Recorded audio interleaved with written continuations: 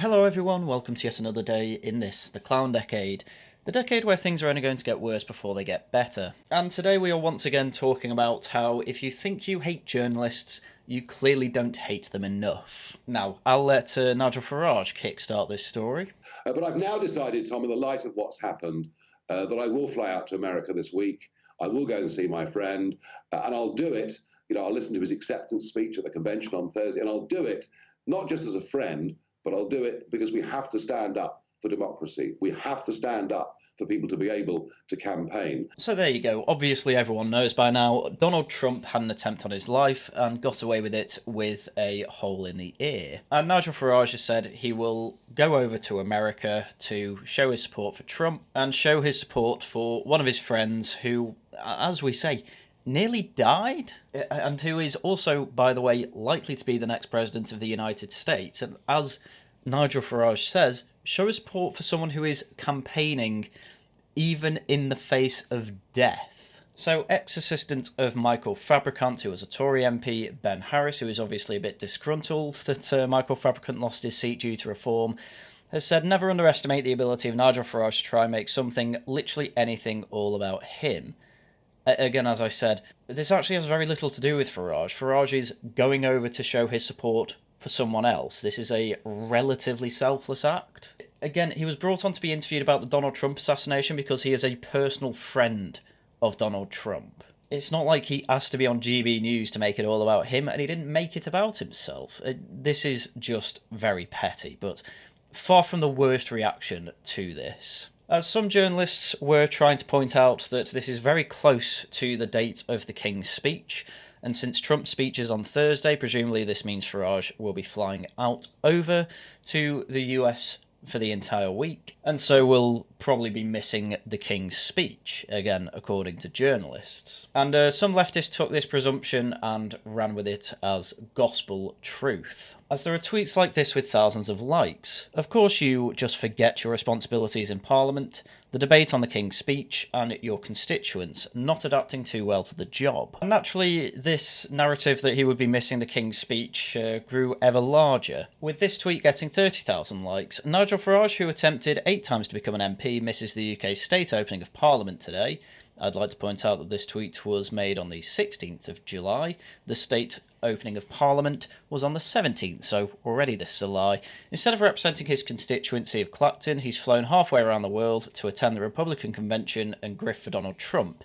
He serves only himself. So this narrative that Nigel Farage was flying over to America was very popular on Twitter and even made it to the mainstream, with this cartoon being made in private eye. With the caption, Farage heads to the US to be with his friend Trump after shooting drama, from the new private eye in shops now. And as you can see from the cartoon, it's just another narrative of basically everyone thinking Farage is this massive narcissist who cares about nothing but himself, when I'm not being funny. The man didn't want to run as leader this time round, and the only reason he changed his mind is because of all the support and all the people disappointed that he wasn't.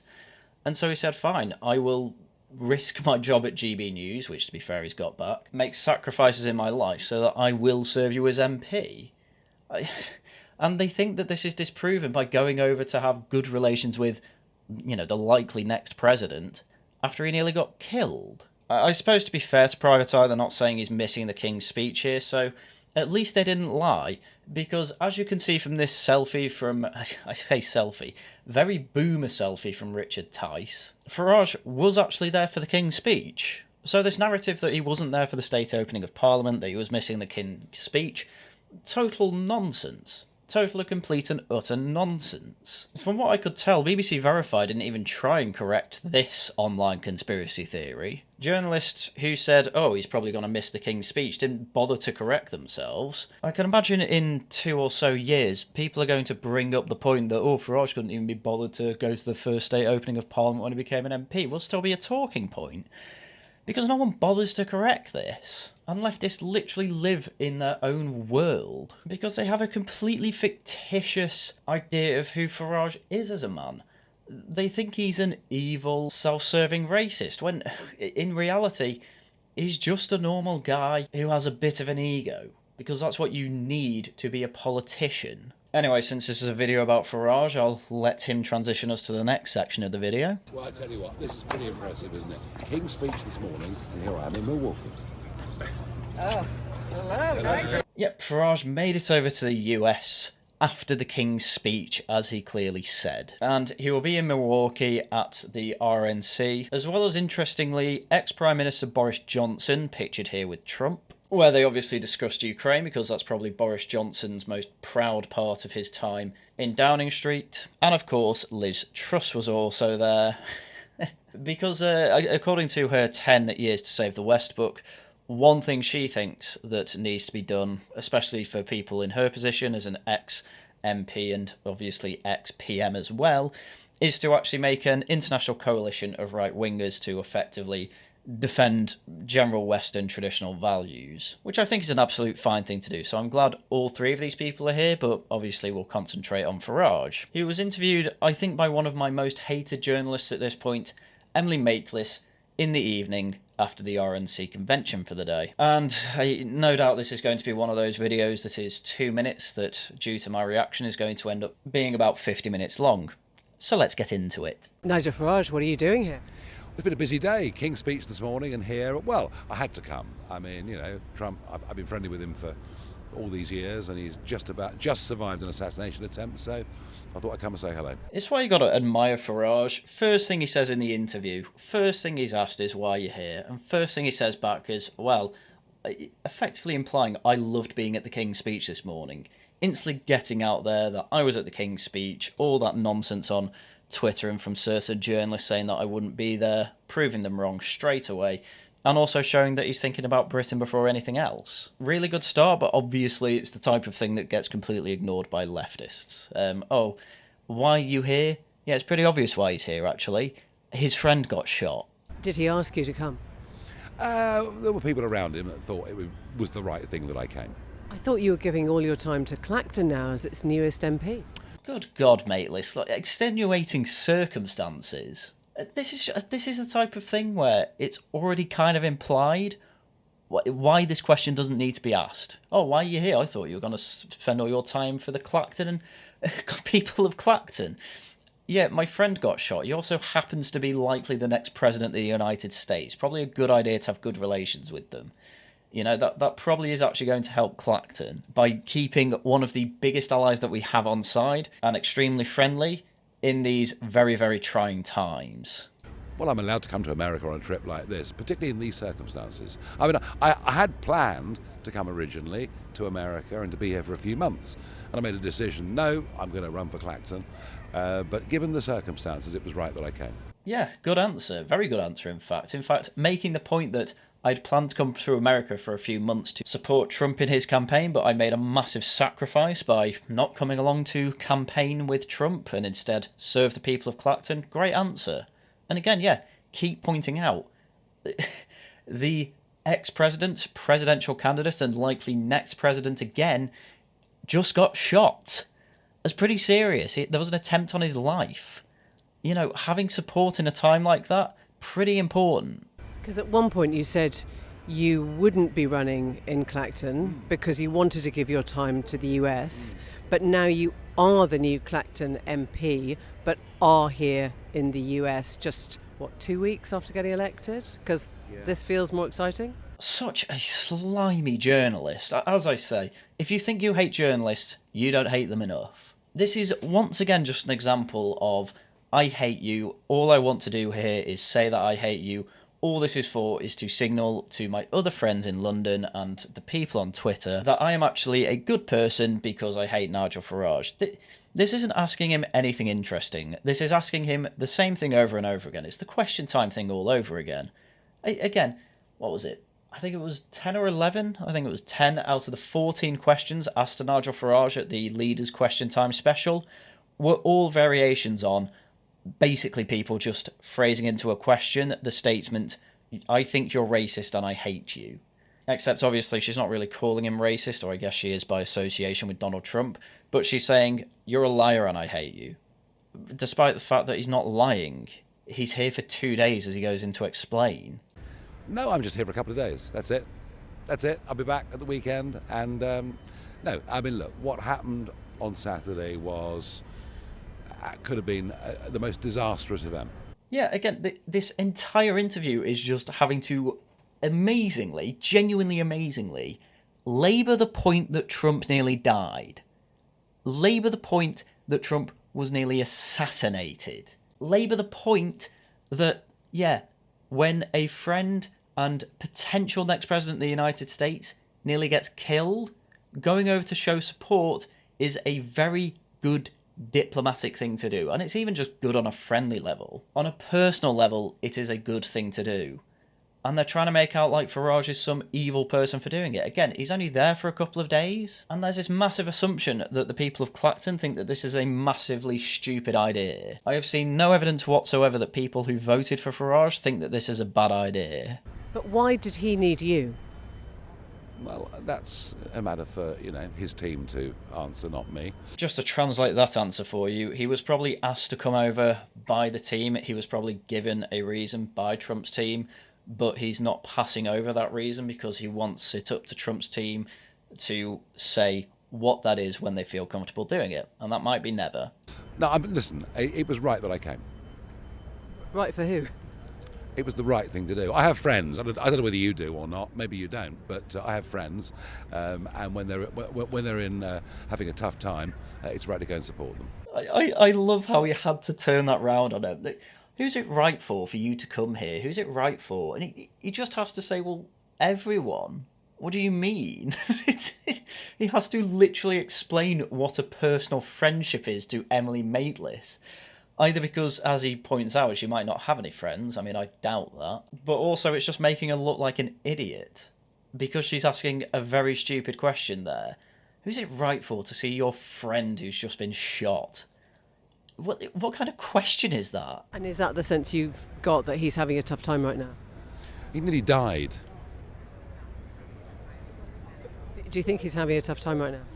He nearly died. I mean, it was that clip that made me want to make this video. It was that exact clip. I can't believe she asked the question in the first place. An amazing question to ask. Do you think he's having a tough time right now? I don't know how sheltered you need to be to think that someone who nearly just got killed is going to be 100% okay. I find that an amazing question to ask. Not just once, twice. After it was pointed out that he's just been shot and nearly died. But this is the important thing. This is once again showing leftists just don't see people like Donald Trump or Nigel Farage as human. They don't see them as human beings. They don't understand that actually, yes, right-wingers do have empathy, do have comradeship, do have just basic human emotions. They don't think they have them. They literally just think they're pure evil, which is very odd because a lot of leftists subscribe to the theory that there's no such thing as objective morality, which you kind of need to agree that good and evil exist. But again, I am just flabbergasted that this question was asked twice. Do you think that a man who just nearly got killed is having a tough time? He nearly got shot. And the long pause just makes it so much worse. And I do want you to remember the long pause at this particular point, because when we go into tweets reacting to this in just a second, it's going to be something pointed out as actually a positive thing from certain leftists. I mean, spoiler alert, but it's just absolutely incredible how this has come about. I know I'm talking about this for a while, but I think I was in silence for 5 minutes when I first saw this clip, just trying to work out what the hell Emily Maitlis was trying to do. And do you think that's changed him? Do you think... I mean, you must have spoken to him if you're a good friend. I guess finally she asks a good question. To be honest, I think it's less of a do you think it's changed him and should have been more phrased as a how has it changed him? Again, why doesn't Emily Maitlis think that Trump's human? Nearly getting killed definitely changes people, 100% of the time. But again, they don't see him as human, so it has to be asked as, does he really have human emotions? Yeah. That he's obviously very thoughtful about what happened. A dramatic failure of really dramatic failure of Secret Service, who normally are so efficient and so good at what they do. So I'm here to show support for him. Again, this is a bit of a question judged from Farage, which again, I don't really blame him for. It's up to Trump to say what he feels about the situation. Instantly moving it on to, this was a massive dramatic failure of the Secret Service, though. Again, pretty good move. He's trying to move the conversation away from how does Trump feel, because it's obviously something he can't answer, because he wants to keep Trump's feelings to, Trump himself, and instead moves it on to, obviously there's a bigger story here of how the hell did Trump nearly get assassinated when the Secret Service was all over that rally. Just tell us one thing. Have you seen Liz Truss here? But yeah, completely ignoring that, Emily Maitlis then goes on to ask Farage if he's seeing or planning to see the ex-prime ministers who were present at the RNC. To which Farage just goes, no, I've not seen them, I'm not planning to see them, and then the interview ends. I hated that interview. I think that's one of the worst interviews I've seen in my life. I would put that almost on the level of Cathy Newman and Jordan Peterson, but that was so infamously awful from Cathy Newman, I don't think it quite reaches it, and I also don't think the interview was long enough and excruciating enough to actually put it on that level, but my god, it was bad. So bad, in fact, that Alistair Campbell liked it. Apparently this was a class act from Maitlis. Sometimes the silences are even more effective than the questions. Again, the only time there were silences, as I pointed out, was for that stupid, just awful question of, do you think Donald Trump is having a tough time right now? That is the only time there were silences, and apparently, according to Alistair Campbell, that was the scorpion sting question. That was the that was the deftly asked question that apparently stunned Nigel Farage. When, in fact, Farage was just stunned because, as I say, it was one of the most awful and insensitive questions that you could ever ask, and it was asked twice. Otto English was also a fan of this interview for some reason. This is properly funny, stay with it, he goes full Partridge, which apparently the example is the part where she asks, but why did he need you? And Farage replies, it was right that I came, and Maitlis says, right for who? Again, these people just don't think right-wingers are human, and it's excruciating that these frankly embarrassing questions are lauded upon as peak journalism. No, the reason that these people love it is because effectively it is Emily Maitlis saying, I don't think you're human, I think you're a liar, and I hate you. That's all she has signalled in this interview, and these people absolutely love it because they hate Nigel Farage too.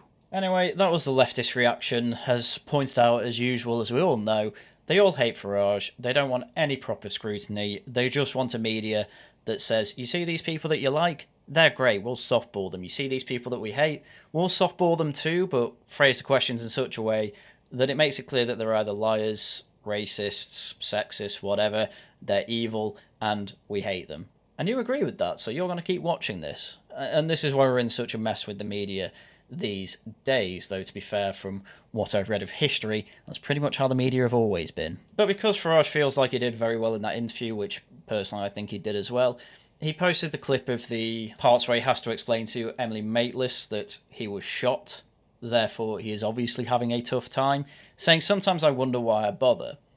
And I do too. I think it was absolutely right that he didn't join the BBC after that stupid Question Time programme, and I wouldn't be surprised if he starts just ignoring, trying out these interviews once and then saying, right, newsagents blacklisted, can't be bothered with them.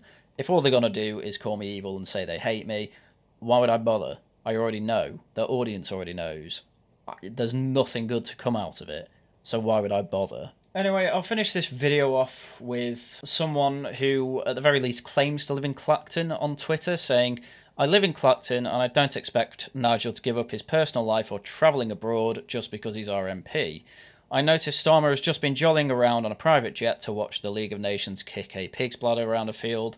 Does that merit any mention? Which I don't think necessarily is a bad comparison. Starmer going over to Germany to support the England team is effectively a diplomatic mission. And Farage going over to America to support Trump after he, again, nearly got killed, is a diplomatic mission. Keeping good relations with our allies is a very good thing to do. That's exactly what Farage was doing, and as Dolly says, there's also a personal aspect to it.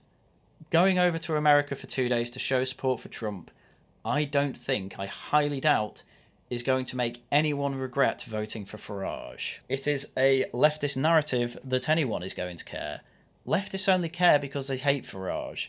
If this was some no-name MP who was with the Liberal Democrats, Labour, Greens, whoever, who was going over to some left-wing country for some president who'd nearly been shot there, nobody would bat an eyelid. In fact, they'd probably say, oh, this is great for our diplomatic relations with this country, but because it's Trump and Farage, that means it's the worst thing imaginable. But people with a brain obviously see that there's no problem with it. Anyway, that is where I will leave it for this video. In terms of streams, I will be on that Crime Guys stream tomorrow evening for the community quiz that he runs every week, and Laughing at the Guardian will obviously return on Saturday. Tosh will return next Tuesday, and next Wednesday actually, there will be a replacement stream for Regional Variations over on the Worcester Club. It's way more serious, I'd say, than Regional Variations.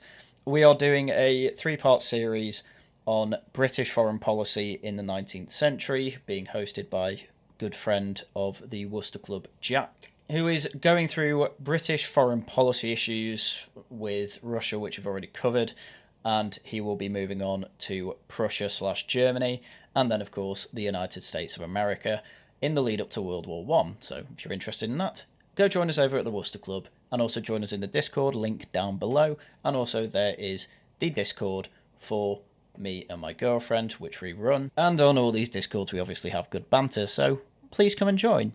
Right, anyway, with that was everything I had for you for today, so once again, thank you very much for watching, and until next time, goodbye.